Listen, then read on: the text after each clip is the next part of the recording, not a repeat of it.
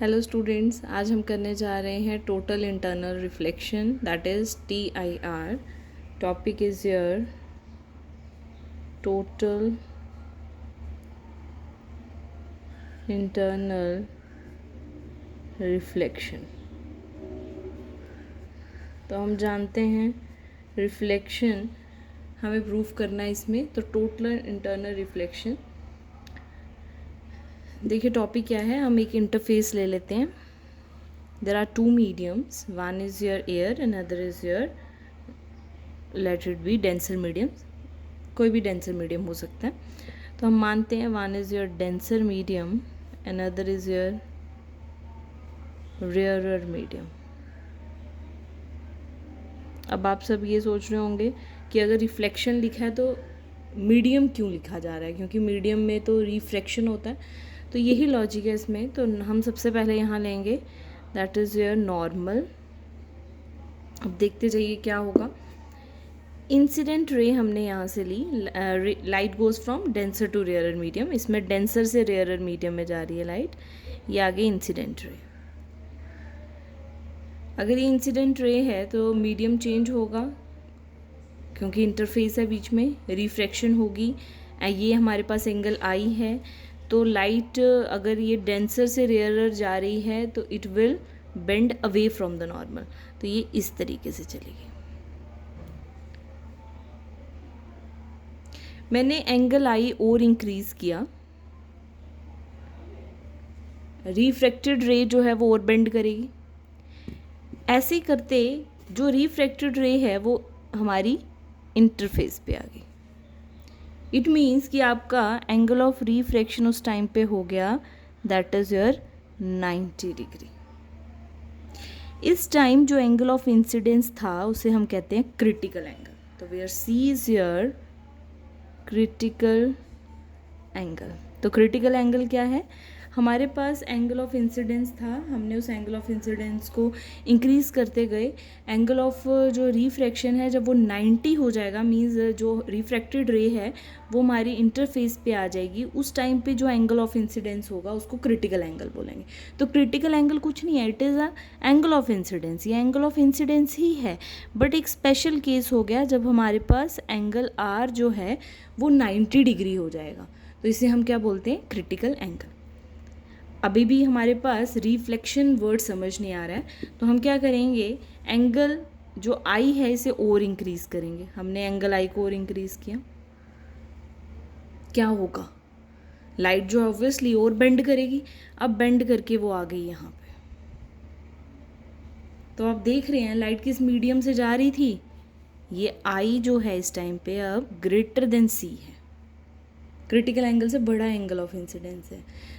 तो लाइट किस मीडियम से जा रही थी, डेंसर मीडियम से, और दोबारा किस मीडियम में आ गई, अगेन किस में आ गई, that is your denser medium. तो इट मीन्स ये हमारे पास क्या शो कर रहा है, रिफ्लेक्शन। तभी इसका नाम क्या पड़ गया, टोटली लाइट यहाँ आ रही है, टोटल इंटरनल रिफ्लेक्शन हमारे पास यहाँ पे हो रहा है। This is known as TIR। I hope clear हो गया। अब अगर देखा जाए, हम अगर इंसिडेंट रे को और इंक्रीज़ करते हैं तो क्या होगा। अगर आप इंसिडेंट रे और इंक्रीज़ करते हो, मान लेते हैं इस रे का नंबर 1 मानते हैं, फिर क्या होगा, अब लाइट और बेंड नहीं यहाँ पे करेगी, अब वो बेंड कहाँ करेगी, ऊपर की तरफ, ये यहाँ आ गई। तो फर्स्ट रे जो यहाँ से यहाँ गई वो यहाँ आ गई। इसका आपसे इस थ्योरी से कोई रिलेशन नहीं है, बट समझना ज़रूरी है। लाइट और ज़्यादा बेंड नहीं करेगी। हम जानते हैं क्या कि अगर मैं इस लाइन पे अगर लाइट को इंसिडेंट करूं तो वो स्ट्रेट चली जाएगी इधर से ऐसे। इसका मतलब अगर मैं यहाँ पे पहुँचूँगी, ये 1 जो है अगर मैं यहाँ ले जाऊँ तो रिफ्रैक्टेड रे सेम ऐसे ही निकल जाएगी। इसका मतलब ये वाली रे जो कि क्रिटिकल एंगल से बनी थी वो ऊपर की तरफ जा रही है। अगर मैं यहाँ से ऊपर की तरफ जा रही हूँ इंटरफेस की तरफ, तो ये भी रे ऊपर की तरफ जा रही है। तो ये समझना बहुत ज़रूरी है। ये ऐसी रे थी जिस पे हमारे पास क्रिटिकल एंगल बना, क्रिटिकल एंगल था, इससे बड़ा था ये, और ये हमारे पास आ गई रिफ्रैक्टेड रे जो कि डेंसर मीडियम में ही थी। This is known as TIR। इसे हम TIR कहते हैं। बट अगर समझने के लिए देखा जाए, अगर हम और इसको एंगल को इंक्रीज़ करेंगे तो लाइट जो रिफ्रैक्टेड रे है वो नीचे की तरफ नहीं जाएगी, वो अब ऊपर की तरफ जाएगी। अगर मैं और इंक्रीज़ करूँ रे नंबर सेकेंड सपोज करिए, तो ये इसका क्या होगा, ये अब फिर यहाँ जाएगी सेकेंड। आई होप क्लियर हो गया। मैं फिगर एक बार दोबारा बनाती हूँ सो दैट आपको क्लियर हो जाए हमारे सिलेबस में कितना है। ये देखिए, ये हमारे पास है इंटरफेस, ये आ गया हमारे पास नॉर्मल, ये हमारे पास डेंसर मीडियम है, और ये हमारे पास रेयरर मीडियम है।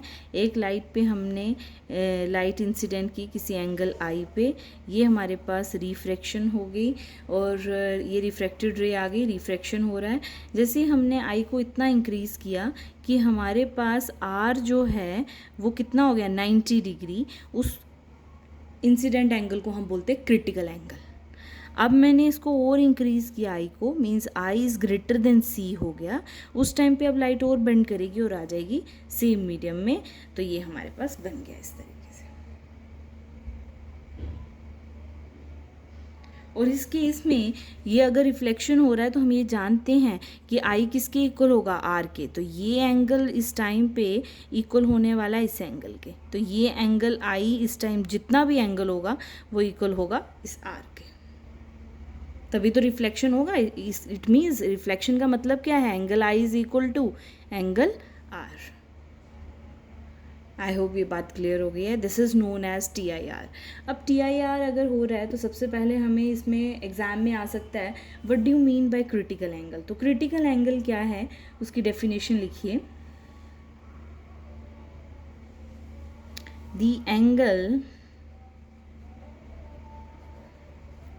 the angle of incidence, किसमें angle of incidence, denser medium में। The angle of incidence in denser medium for which the angle of refraction in rarer medium, बताइए कितने डिग्री होगा इन रेयरर मीडियम इज, बता सकते हैं आप। तो एंगल ऑफ इंसिडेंस जो कि हमारा डेंसर मीडियम में है, उस टाइम पे जो हमारा रेयरर मीडियम में एंगल ऑफ रिफ्रैक्शन होगा वो कितने डिग्री होगा, 90 डिग्री, तभी तो वो क्रिटिकल होगा। इज 90 डिग्री इज कॉल्ड, उस इंसिडेंट एंगल को हम क्या बोलेंगे, क्रिटिकल एंगल। जब एंगल आर 90 डिग्री हो, it is denoted by critical angle, it is denoted by, मैं इसे डिनोट करती हूँ सी से, it is denoted by C. कुछ बुक्स इसको IC भी लिखती हैं, तो it is denoted by C. I hope ये बात क्लियर हो गई है। Now what do you mean by TIR। अब TIR का क्या डेफिनेशन है वो लिखते हैं। द फिनोमेन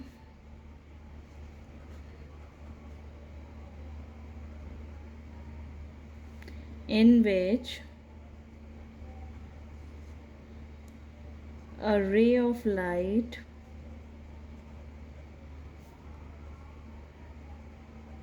traveling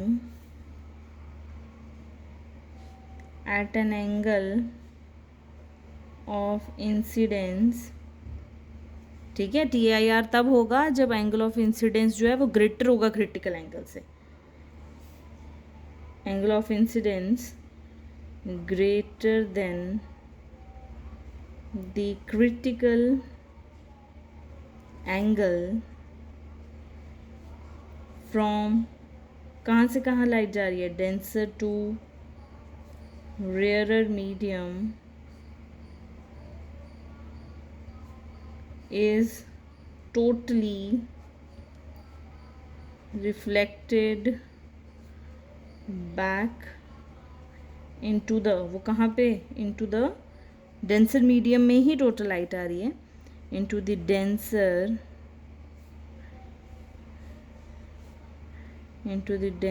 medium,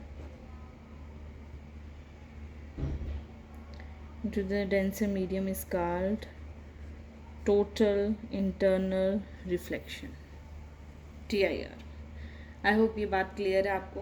तो एग्ज़ाम में ये क्वेश्चन कैसे आ सकता है, इस क्वेश्चन को आने के लिए आपको डेफिनेशंस आनी चाहिए, फिगर आनी चाहिए और इसके साथ इसकी नेसेसरी कंडीशंस आनी चाहिए। डायरेक्ट एग्ज़ाम में पूछ लिया जाता है 2 मार्क में, what are the necessary conditions for TIR। तो ये कंप्लीट इसी तरीके से पूछा जाएगा। तो इसी के अंदर टॉपिक है नेसेसरी कंडीशंस फॉर TIR। तो क्या कंडीशंस हैं आपको पता है। लाइट हमेशा कहाँ से कहाँ जानी चाहिए, डेंसर टू रेयरर। तो लाइट मस्ट ट्रेवल फ्रॉम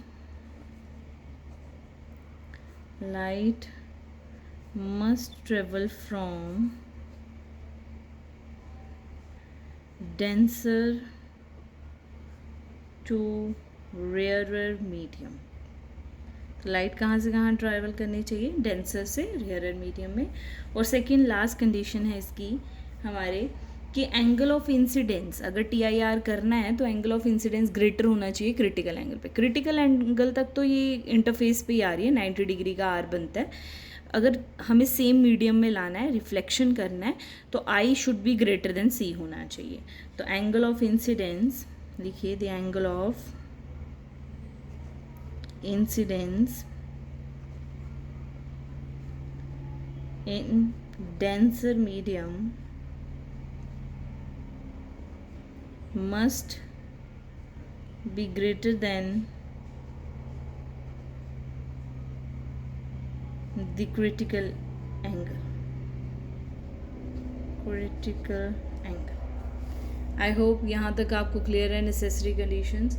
अब इसके बाद एग्ज़ाम में और कैसे पूछा जा सकता है, 2 मार्क का क्वेश्चन जो है वो इस तरीके से भी पूछा जा सकता है। रिलेशन बताइए क्रिटिकल एंगल और रिफ्रैक्टिव इंडेक्स में। What do mean by refractive index, एक लाइट कितना बेंड करती है, this is known as refractive index.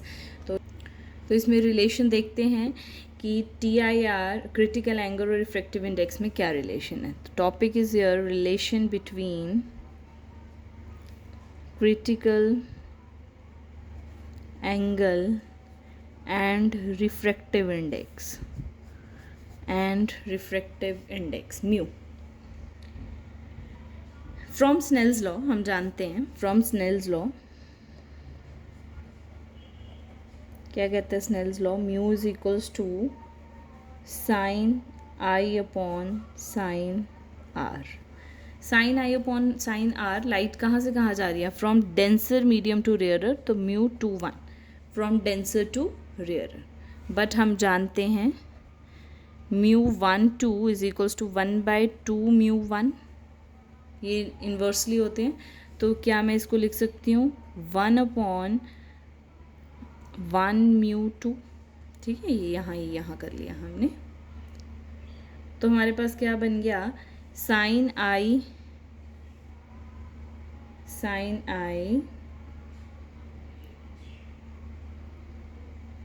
Upon sine R is equal to 1 upon 1 mu 2, ठीक है।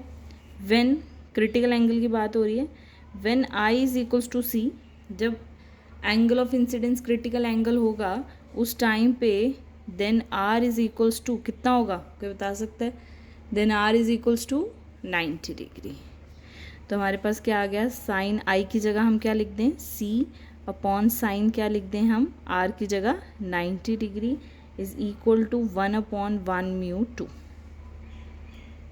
तो sine 90 is your 1, sine 90 is your 1। तो हमारे पास क्या बन गया, sine C upon 1 is your 1 upon 1 mu 2, और हम लिख सकते हैं क्रॉस मल्टीप्लाई कर लीजिए, 1 mu 2 is your 1 by sine C। This is the required relation, और mu is equals to 1 by sine C। ये हमारे पास रिक्वायर्ड रिलेशन है। नाउ इसके बाद देखिए हम यहाँ सब्सटेंस ले लेते हैं, refractive index mu and critical angle C। Substance ले लेते हैं सबसे पहले वाटर का रिफ्रैक्टिव इंडेक्स होता है 1.33, तो 1.33 is the refractive index of water.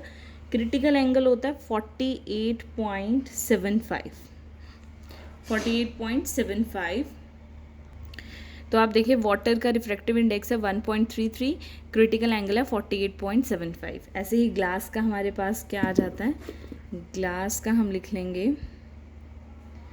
Glass का 1.52 और क्रिटिकल एंगल होता है 41.48, 41.14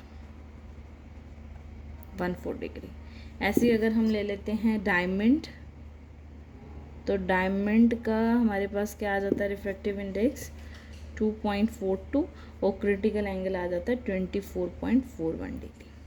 इसका मतलब क्या है, इसका मतलब ये है कि अगर हम वाटर ले रहे हैं तो वाटर के केस में ये हमारे पास आ गया नॉर्मल, ये आ गया डेंसर मीडियम, ये आ गया रेयरर मीडियम। अगर हम लाइट को इंसिडेंट करें तो हमारे वाटर के केस में क्रिटिकल एंगल क्या है, C इज इक्वल्स टू, जिसमें लाइट जो है TIR करेगी, दैट इज़ 48 डिग्री समथिंग, 48.75, ठीक है, अप्रॉक्स 48। तो कितनी लाइट जो है वो TIR करके हमारी वाटर के उस वाटर में ही आएगी, तो वो लाइट कितनी होगी 148, अप्रॉक्स हमारे पास 52 आ जाएगी। तो 52 जो लाइट है वो हमारे पास कितनी आएगी, 52 अगर हम यहाँ 100 लाइन्स लेते हैं तो 48 क्रिटिकल एंगल के हिसाब से 52 यहाँ आएगी। अगर हम डायमंड कंसीडर कर रहे हैं तो डायमंड आप जानते हैं, ब्रिलियंस ऑफ डायमंड, एक डायमंड जो है वो बहुत चमकता है, it's an application of that is your reflection की, TIR की एक एप्लीकेशन है ब्रिलियंस ऑफ डायमंड। तो ऐसा क्यों होता है, तो अगर मैं डायमंड कंसीडर कर रही हूँ तो ये normal, denser medium, rarer medium. तो डायमंड के केस में हमारे पास क्रिटिकल एंगल है 24.41 डिग्री। तो कितनी लाइट यहाँ से चली जाएगी 24, और कितनी लाइट जो है वो TIR करेगी, अप्रॉक्स हमारे पास कितना आ जाएगा 76 डिग्री। तो आप समझ रहे हैं 76 लाइट % में वो आ जाएगी हमारे पास डायमंड के अंदर। और वाटर के केस में कितनी आ रही है 52, और ग्लास के केस में अप्रॉक्स कितनी आएगी 59। तो आप समझ रहे हैं कि वाटर की इतनी ब्रिलियंस नहीं होती, ग्लास की होती है, और डायमंड की तो बहुत ज़्यादा ब्रिलियंस होती है। क्यों होती है ऐसी, क्योंकि वाटर और ग्लास में ब्रिलियंस वर्ड ही नहीं यूज़ हो सकता। डायमंड में ब्रिलियंस इसलिए होती है क्योंकि 76 जो लाइट्स हैं वो सारी की सारी डायमंड में ट्रैप हो गई हैं। और ट्रैप इसलिए हुई हैं कि डायमंड को हम इस तरीके से कट करते हैं कि हर बार एंगल, जब वो लाइट, अगर हम एक डायमंड कंसीडर कर लें तो उस डायमंड में जब लाइट एंटर करे तो उसके इतने शार्प कट होते हैं कि वो अंदर ही मूव करती रहे इस तरीके से, तो बाहर आ ही ना सके। तो वो जो कट हमने बनाए होते हैं, डायमंड जोहरी जो बनाएगा वो हमेशा 24 से हमेशा लेस ही एंगल बनाते हैं, जिस सो दैट कि हमारे पास कितना हो जाए, TIR ही हमारा होता रहे उसमें, और जिसकी वजह से डायमंड जो है उसकी ब्रिलियंस होती है। ब्रिलियंस ऑफ डायमंड आपके सिलेबस में नहीं है, मैंने जस्ट आपको इसका मीनिंग बताया कि ऐसा क्यों होता है, ये आपके सिलेबस में नहीं है। आपके सिलेबस में जो टॉपिक है, इसकी एप्लीकेशन है, that is your optical fibre.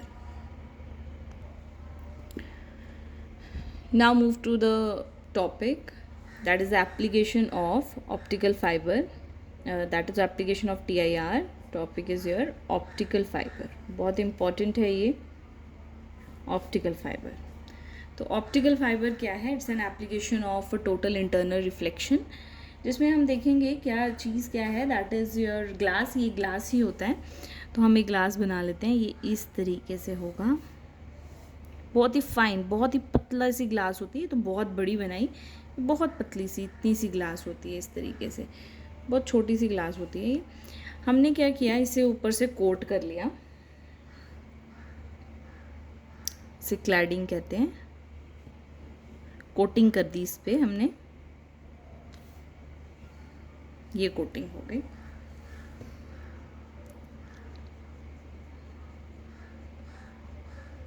ये जिस मटेरियल की हमने कोटिंग की है, इस मटेरियल का, दिस इज़, हम इसे क्लैडिंग कहते हैं, इसका रिफ्रैक्टिव इंडेक्स जो है दैट इज़ योर 1.48, अप्रॉक्स 1.48 हम ले लेंगे। और ये जो हमारे पास बीच में ग्लास है,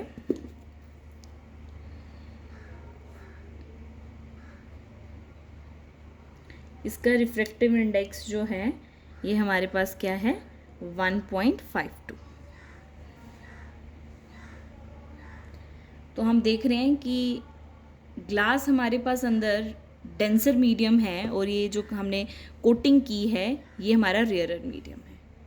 अब होगा क्या, अब यहाँ पे आप समझेंगे कि होगा क्या। जैसे ही लाइन, ये बहुत ही फाइन हमारे पास ये फाइबर होती है, बिल्कुल इस तरीके से पतली सी होती है। तो लाइट जब भी इसमें एंटर करेगी वो अप्रॉक्स पैरेलल हो जाएगी किसके, इसकी आउटर से अप्रॉक्स पैरेलल होगी। तो आप देखेंगे, आप इसको सोचिए बहुत पतला है, मैं वैसा भी बनाऊंगी, फिलहाल समझते हैं। ये इस तरीके से लाइट इंसिडेंट हुई, ये क्या होगी, ये जो रेड लाइन है इसके ये पैरेलल होगी अप्रॉक्स, तो ये एंगल बहुत ही छोटा होगा, ये थीटा एंगल। ये एंगल छोटा होगा, इस पे नॉर्मल बना लेते हैं।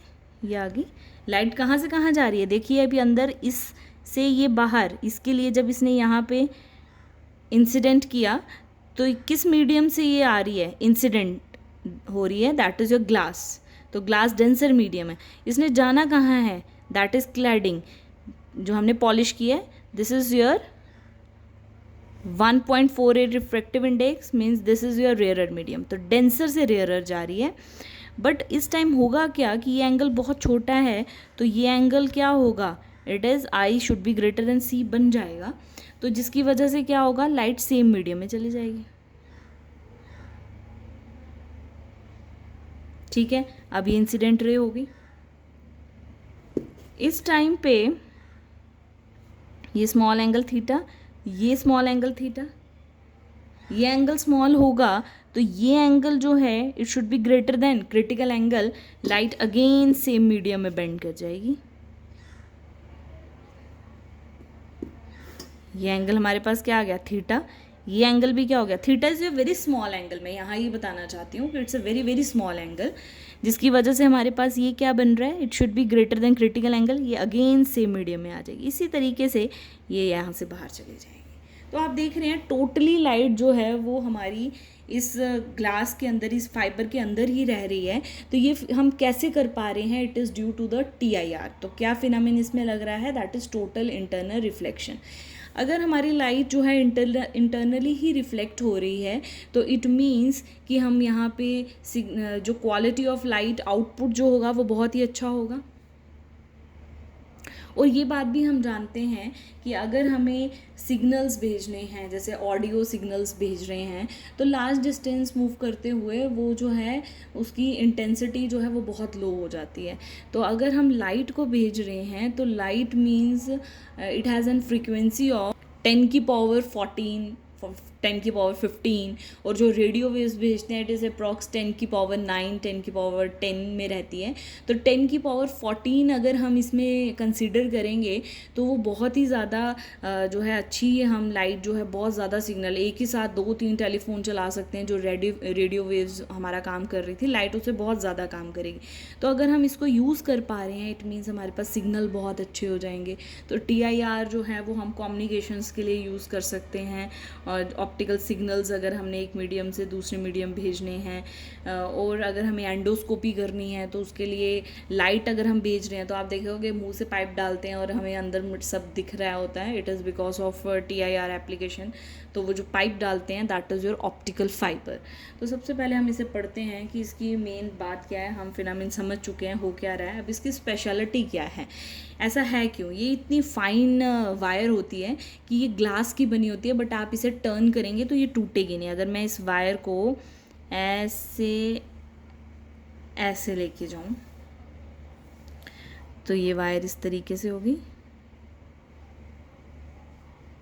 तो ये टर्न भी हो जाती है वायर। अब अगर मैं यहाँ से इंसिडेंट करूँ तो ये प्रॉक्स पैरेलल होगी इसके।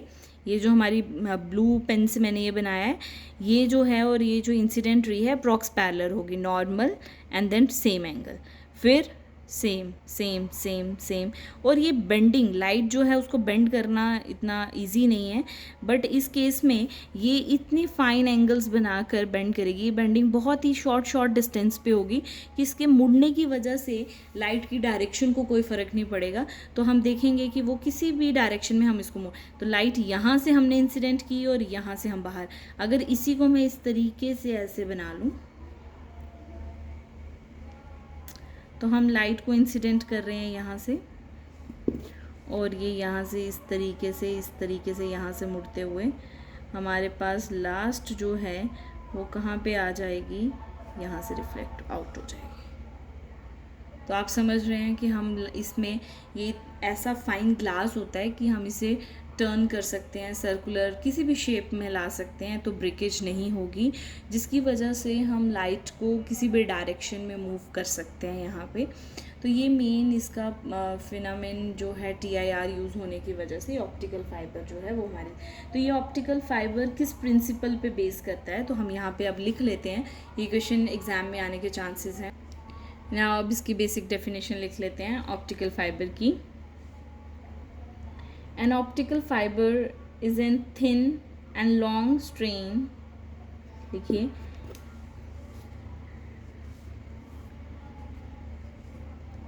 an optical fiber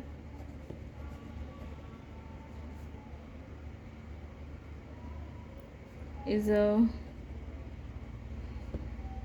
hair thin long strand of quality glass surrounded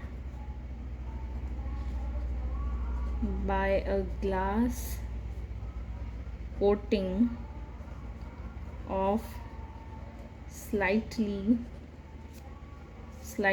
lower refractive index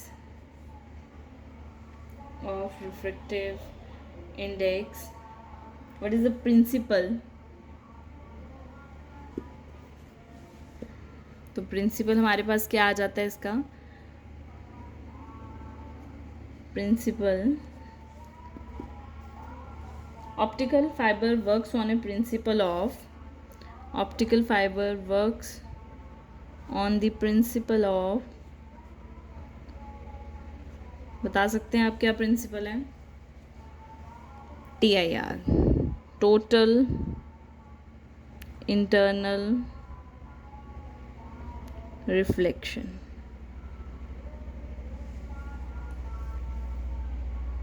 I hope ये बात क्लियर हो गई है।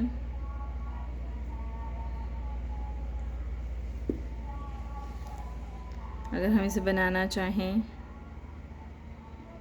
इसके यूजेस लिखते हैं, व्हाट आर द एप्लीकेशन और uses of optical fibre.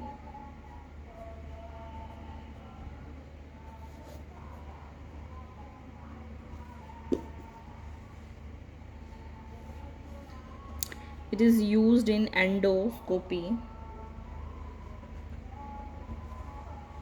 It is used for telecommunication.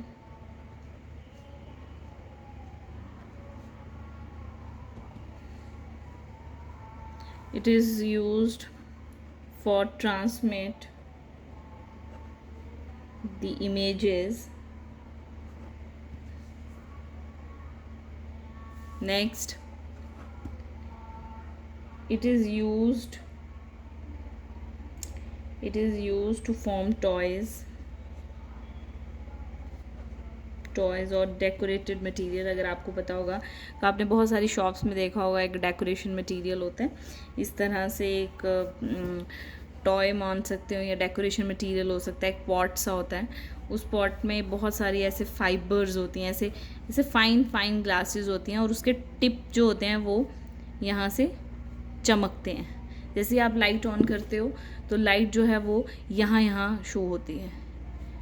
अगर आपने देखा होगा रोड साइड भी मिलते हैं ये वैसे शॉप में भी मिल जाते हैं।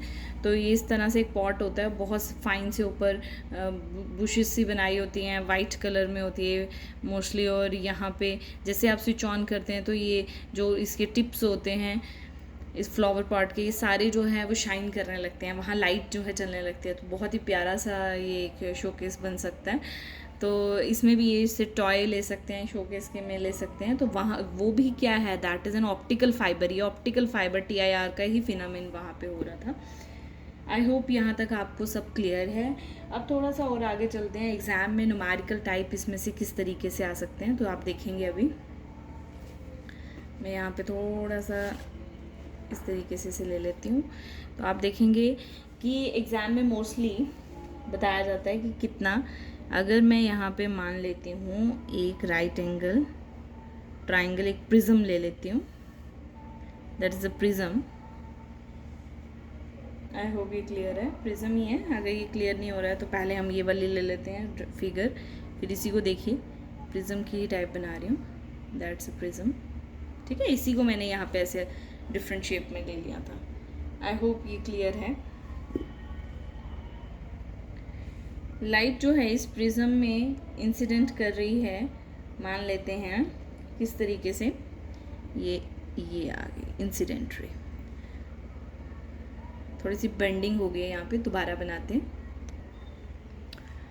एक हमने राइट एंगल ट्राइंगल ले ली, ये एक प्रिज्म हमने कंसीडर किया है, राइट एंगल ट्राइंगल। ये एंगल हमारे पास कितना बन रहा है, दैट इज़ 90 डिग्री। एक लाइट हमारी जो है वो इंसिडेंट हुई, ये इंसिडेंट रे आ गई, एंगल 45 डिग्री। ये एंगल भी कितना है, 45 डिग्री। अब हम जान रहे हैं कि वहाँ पे एग्ज़ाम में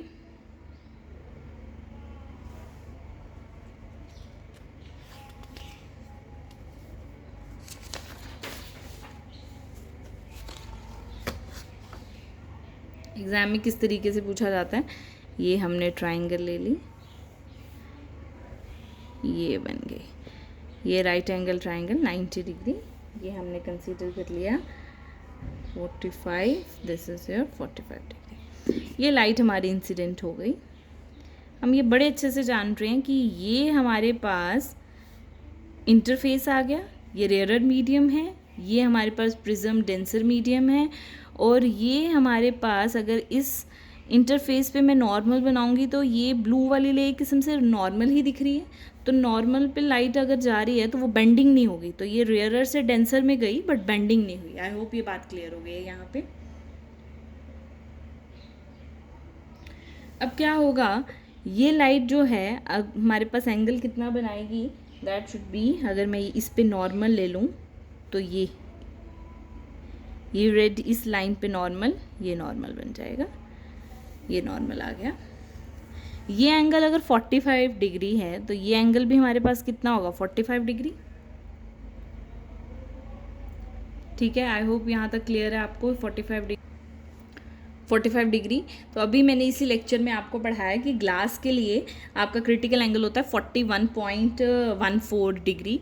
इट मीन्स कि ये ग्रेटर देन क्रिटिकल एंगल है। क्रिटिकल एंगल अगर 41 डिग्री है तो ये 45 है, it means this is your greater than critical angle. तो लाइट सेम मीडियम में ही जाएगी। ये देखिए, ये डेंसर मीडियम है ग्लास और ये रेयरर है, ये रेयरर मीडियम है, लेट इट बी एयर।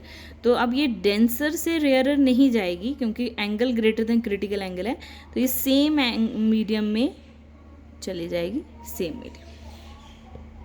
ये एंगल भी कितना हो गया, 45 डिग्री, टोटल 90। अब यहाँ क्या होगा, सेम नॉर्मल इस पे बनाइए, एंगल कितना होगा 45 डिग्री, ये गिवन होगा एंगल। मैं इस पे न्यूमेरिकल भी करवाऊंगी, सिर्फ समझा रही हूँ आपको कि क्या डायरेक्शन बनेगी। तो ये लाइट जो है अगेन बेंड करेगी, this is your greater than critical angle in the same medium, और यहाँ से अब यहाँ आ जाएगी, टोटल 90, ये भी 45 डिग्री। अब यहाँ पे अगर आप देखिए तो ये नॉर्मल ही है, ये जो रे आ रही है ये नॉर्मल ही है किस्म से, तो नॉर्मल पे आती हुई ये सीधी चली जाएगी। आई होप ये बात क्लियर हो गई है यहाँ से। अब सेम रे जो इस तरीके से आएगी यहाँ पे ऐसे इंसिडेंट रे स्ट्रेट जाएगी, again 45 degree angle critical same ऐसे जाएगी, और सेम फिर ऐसे चली जाएगी। जो मैंने पहले बताया सेम वैसा ही हो रहा है। अगर मैं इसे मानती हूँ बी, तो ये हमारे पास क्या है ए, तो बी वाली लाइन कौन सी है, ब्लू वाली, तो इट मीन्स ये हमारे पास क्या है, दैट इज़ बी डैश। ये अगर बी है तो ये ब्लू वाली लाइन अगर बी है तो यही यहाँ आ रही है बी डैश। ए है तो ए को हम क्या मान रहे हैं, ए डैश। तो आप यहाँ पे देख रहे हैं कि लाइट जो है पहले ए टू बी ऐसे है, अब ए टू बी ऐसे है, तो कितना डिग्री का इसमें फ़र्क आ गया, दैट इज़ 180 डिग्री। तो T I R use to, ये टी आई आर ही हो रहा है इसमें, तो टी आई आर किस लिए यूज़ किया जाता है, यूजेस में लिख सकते हैं, T I R use to deviate the ray of light through 180 degree. तो 180 डिग्री अगर किसी को घुमाना है तो हमारे पास हम किसको यूज़ करेंगे, टी आई आर फिनामिन को यूज़ करेंगे। सेम अगर अब इसी प्रिज्म को हम इस तरीके से ले लेते हैं, this one prism, right angle prism, ये हमारे पास हो गया 90 डिग्री, ये आ गया 45 डिग्री, ये हमारे पास बन गया 45 डिग्री। अब क्या होने वाला है, हमने इंसिडेंट रे ली, हम जान रहे हैं ये स्ट्रेट जाएगी, बेंडिंग नहीं होगी, क्योंकि इस ये जो हमारी सरफेस है ये सरफेस पे परपेंडिकुलर यही बनने वाला था, तो ये नॉर्मल पे ही आ रही है, यहाँ पे नॉर्मल ये बनेगा। अब लाइट जो है ये हमारे पास एंगल बन रहा है 45 डिग्री, ग्लास के लिए 45 is greater than critical angle, it bends in a same medium, और ये इस तरीके से यहाँ चली जाएगी, this one is also 45 degree, total 90 हो गया।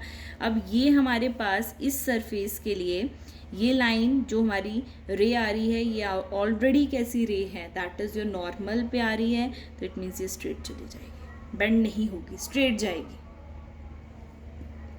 ऐसे ही अगर हम एक और रे को कंसीडर करते हैं तो ये हमारे पास रे आ गई, incident ray, same critical angle बनाते हुए ये सेम टू सेम ऐसे चली जाएगी। अगर मैं इसको यहाँ पे रेड वाली को ए ले रही हूँ तो ये हमारे पास क्या होगा, ए डैश, ब्लू वाली को अगर मैं बी ले रही हूँ तो ये हमारे पास क्या होगा, बी डैश। तो अब आप बता सकते हैं यहाँ पे क्या हो रहा है, ए, यहाँ ए टू बी यहाँ ऐसे है और यहाँ ए टू बी ऐसे है, तो यहाँ पे क्या हो रहा है, अगर ए टू बी, यहाँ पे देखिए इस पेन को, ए टू बी अगर ये ऐसे है तो B, A dash to B dash ऐसे है, तो क्या बन रहा है, दैट इज़ योर 90 डिग्री, है ना, 90 डिग्री। तो ए टू बी नीचे ऐसे और ए डैश टू बी डैश इस तरफ है, तो इसको ऐसे ले लिया, तो ये क्या, कितना डिग्री जो है ये डेविएट कर रही है, 90 डिग्री। तो T I R is use to deviate the ray of light through 90 degree. तो कितने डिग्री हम उसको डेविएट कर सकते हैं, 90 degree.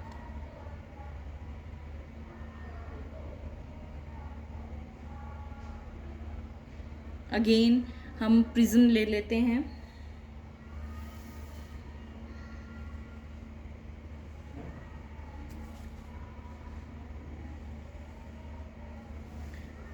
Ninety degree, 45 degree, 45 degree, ठीक है। अब इंसिडेंट रे कैसी आ रही है, मान लेते हैं ये आ रही है,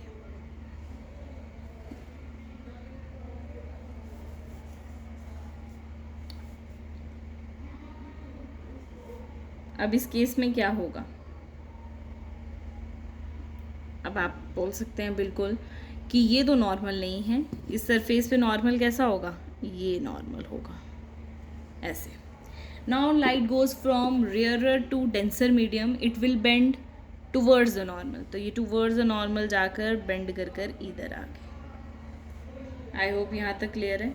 बट यहाँ पे क्या होगा, यहाँ पे ये एंगल जो है ये 45 डिग्री बनेगा, that should be greater than critical angle, तो ये बेंड कर जाएगा इनटू द सेम मीडियम और ये यहाँ आ गया 45 डिग्री।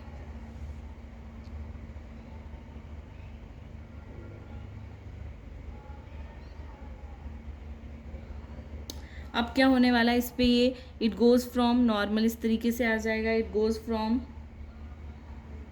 फ्रॉम नॉर्मल, अगर इस पे बनाऊँ तो ये आ जाएगा, it goes from denser to rarer, it will bend away from the normal. तो ये स्ट्रेट ना जाकर अवे फ्रॉम द नॉर्मल कैसे बन जाएगा, it should be like this. और जो रे इस तरीके से आएगी, अगेन यहाँ बेंड होगी और यहाँ से अगेन TIR होके यहाँ से ऐसे। अगर मैं ब्लू वाली को A मानती हूँ तो यहाँ ब्लू वाली को A डैश, अगर मैं रेड वाली को B मान रही हूँ तो ये क्या होगा B डैश। तो आप यहाँ पे देख रहे हैं ये A से B ऐसे है, यहाँ A डैश से B। तो इस केस में क्या हुआ, इन्वर्ट, इसमें हमने इमेज को इन्वर्ट कर दिया, ठीक है। तो TIR is use to invert an image, image को हमने इन्वर्ट कर दिया A से B और वहाँ A डैश से B डैश बना दिया। आई होप ये बात आपको क्लियर हो गई है। तो TIR is use to divert the ray of light through 180 degree और थ्रू 90 डिग्री, और we can invert the that is your ray of light और इमेज। आई होप ये बात क्लियर है आपको। कोई डाउट है तो पूछ सकते हो। ये एग्ज़ाम में आने वाला क्वेश्चन है। एग्ज़ाम में किस तरीके से आ सकता है, मोस्ट ऑफ द टाइम जो है वो इसके कंडीशंस ही पूछी जाती हैं और रिलेशन पूछा जाता है, ऑप्टिकल फाइबर के बारे में पूछा जाता है। डेफिनेशंस जो हैं वो कम आती हैं। 2 मार्क में ये क्वेश्चन आ सकता है कि what are the necessary conditions, ये क्वेश्चन आ सकता है what is the relation between refractive index and the critical angle. उसके बाद ये क्वेश्चन आ सकता है ऑप्टिकल फाइबर के बारे में पूछा जा सकता है, उसके यूजेस पूछे जा सकते हैं।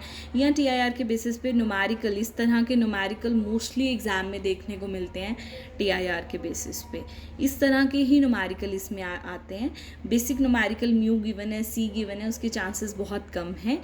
इस प्रिज्म पे ही बेस्ड TIR के क्वेश्चंस आते हैं 180 डिग्री, 90 डिग्री। और न्यूमेरिकल सेशन में मैं इस तरह के 1 से 2 न्यूमेरिकल ज़रूर लाऊंगी सो दैट आपको इसमें कोई प्रॉब्लम ना हो। आई होप TIR आपको बहुत अच्छे से आ गया है।